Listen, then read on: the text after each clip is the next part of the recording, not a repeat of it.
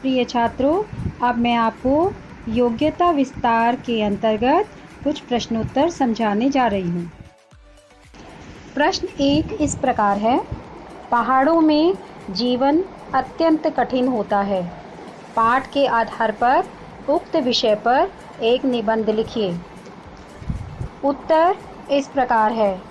पहाड़ का नाम आते ही मस्तिष्क में वे ऊंची ऊंची आकृतियां घूमने लगती हैं, जिनकी चोटियां आकाश को छूती प्रतीत होती हैं और आकार में अत्यंत विशाल और वज्र के समान ही कठोर होते हैं।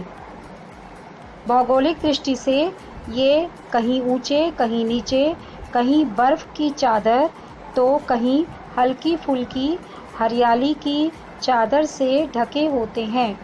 इनके बीच से निकलती दुबली पतली नदियाँ अपने कल कल करते स्वर में इनका गौरवगान करती प्रतीत होती हैं।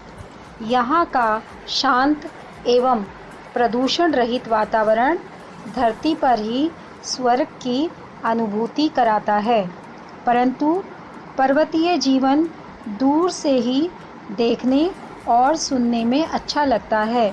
यहाँ का जीवन कितना कठिन है, यह तो वहाँ रहने वालों के साथ रहकर जाना जाता है। पहाड़ों पर उन तमाम सुविधाओं का अभाव रहता है जो शहरों और समतल मैदानों में आसानी से मिल जाती हैं। अत्यंत दुर्गम क्षेत्र होने के कारण यहाँ रहने वालों को भोजन, संचार, यातायात जैसी अनेक असुविधाओं का सामना करना पड़ता है।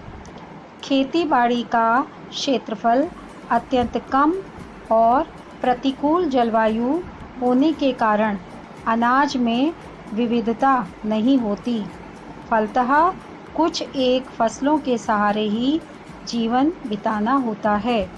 इसके अलावा लेह, लद्दाख, लाहुल स्पीति जैसे स्थानों पर तापमान 0 डिग्री सेल्सियस से काफ़ी नीचे गिर जाता है, जिससे जनजीवन बुरी तरह प्रभावित होता है।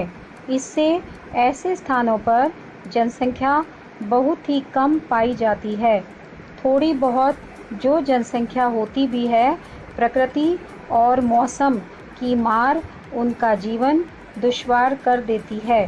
कभी अनावृष्टि के कारण भूखों मरने की नौबत आती है, तो कभी अतिवृष्टि और चट्टानों के खिसकने से गांव के गांव बह जाते हैं।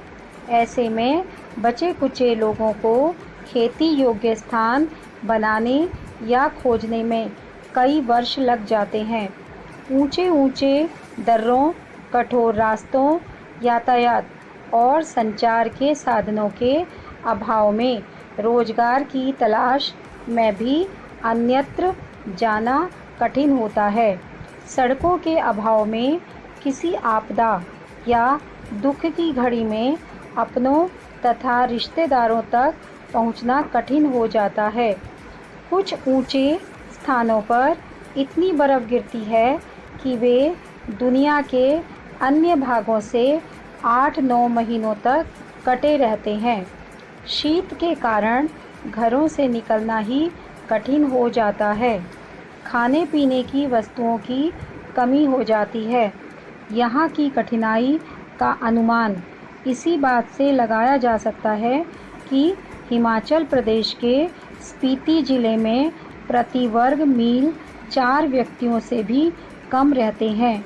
यहाँ परिस्थितियाँ ऐसी नहीं हैं कि आसानी से रोटी, कपड़ा और मकान जैसी मूलभूत सुविधाएं भी आसानी से जुटाई जा सकें। संक्षेप में यही कहा जा सकता है कि पहाड़ों में जीवन दूर के ढोल जैसा है, जो सुनने में सुंदर और स्वर्ग जैसा मनोहर लगता है, परंतु अत्यंत कठिन, संघर्षपूर्ण और असुविधाजनक होता है। प्रश्न 2 इस प्रकार है। पर्वतारोहण की प्रासंगिकता पर प्रकाश डालिए। उत्तर होगा, मनुष्य के जीवन में पर्वतारोहण का विशेष महत्व है। इससे व्यक्ति को साहसिक कार्य करने तथा जीवन में आने वाली प्रतिकूल परिस्थितियों का सामना करने में मदद मिलती है।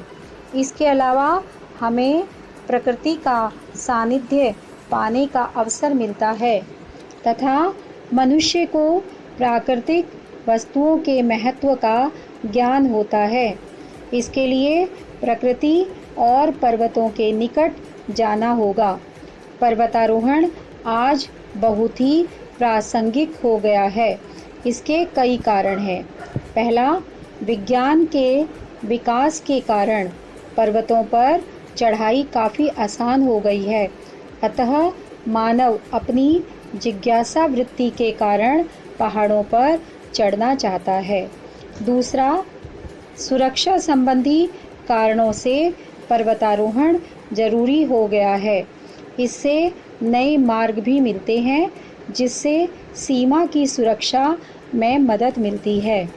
तीसरा, पर्यावरण के प्रभाव को देखने के लिए भी पर्वतारोहण ज़रूरी है। इससे ग्लोबल वार्मिंग का असर देखा जा सकता है। चौथा, पर्वतारोहण अनेक प्रकार से बहुत से लोगों की आजीविका का साधन बन चुका है। प्रश्न 3 इस प्रकार है।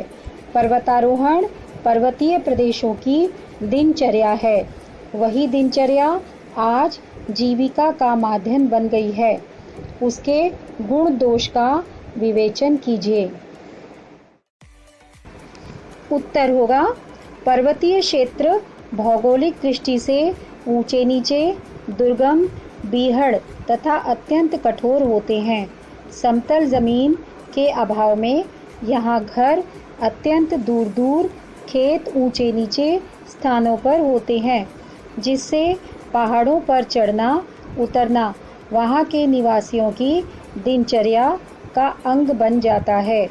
वे अपनी छोटी मोटी आवश्यकताओं को पूरा करने के लिए इन पहाड़ों पर चढ़ते उतरते रहते हैं, जिससे वे पहाड़ पर चढ़ते उतरने में बचपन से ही निपुणता प्राप्त कर लेते हैं।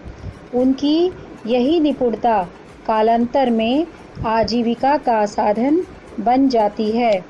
ध्यान से देखने पर इसमें अनेक गुण दोष नज़र आते हैं।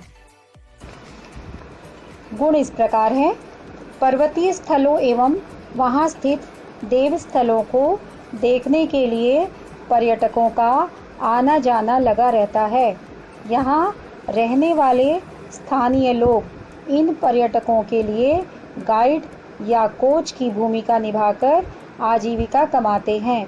आज पर्वतारोहण को पाठ्यक्रमों में जगह देते हुए बढ़ावा दिया जा रहा है, जहां प्रशिक्षक के रूप में काम किया जा सकता है। दोष इस प्रकार हैं। पर्वतीय क्षेत्रों में पर्यटकों के आवागमन एवं पर्वतारोहियों के आवागमन से बाल मजदूरी की समस्या उठ खड़ी हुई है। वे उनका सामान ढोने, उनकी सेवा जैसे छोटे छोटे काम करके आज कुछ पैसा कमाकर अपना कल अर्थात भविष्य खराब कर लेते हैं। इस प्रकार उनकी प्रतिभा छोटे छोटे कार्यों तक ही सीमित रह जाती है। इसके अलावा स्थानीय लोग गाइड की भूमिका निभाते या उनका नेतृत्व करते हुए दुर्गम स्थलों पर दुर्घटना का शिकार हो जीवन से हाथ धो बैठते हैं। आशा है बच्चों आपको आरोहण पाठ के प्रश्नोत्तर समझ आ गए होंगे। धन्यवाद।